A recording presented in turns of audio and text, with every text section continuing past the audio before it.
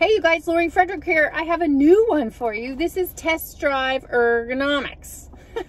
I'm in the hunt for a new car, and so I am test driving a bunch of cars, and I thought that I would bring you along for the ride. This is a Mercedes GLC 300. I think I'm saying that right. So checking out all the ergonomics of it. I always go to the steering wheel. It does have up, down, in, out, and it's automatic. Okay, so it's got that cool level, up, down, and everything. It was a little hard to find at first, but I got it.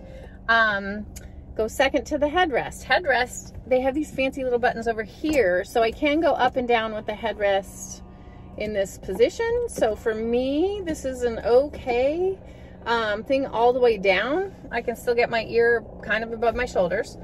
What I don't love is okay, I love and don't love. With the button, it goes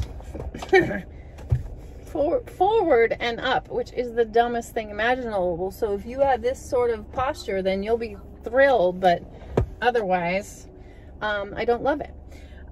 So headrest is elbow versions to steering wheel. I can rest my elbows as I drive, so that's really cool.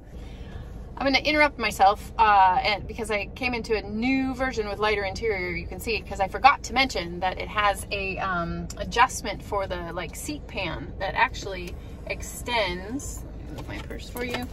It extends the leg section. So for those of you tall folks that have long femurs, this is really cool. It seems like a good feature for long drives or anything like that. And then we can go to pedals and things. It has an Apple CarPlay hookup, so all of those things are really great. You know, learning new tools are going to be a little distracting, but overall, ergonomic wise, I'm going to give it a 4.5 out of 5 because of the headrest. Everything else is totally adjustable. I think it's fabulous, but this is really if you're tall and you want it to, I don't love it.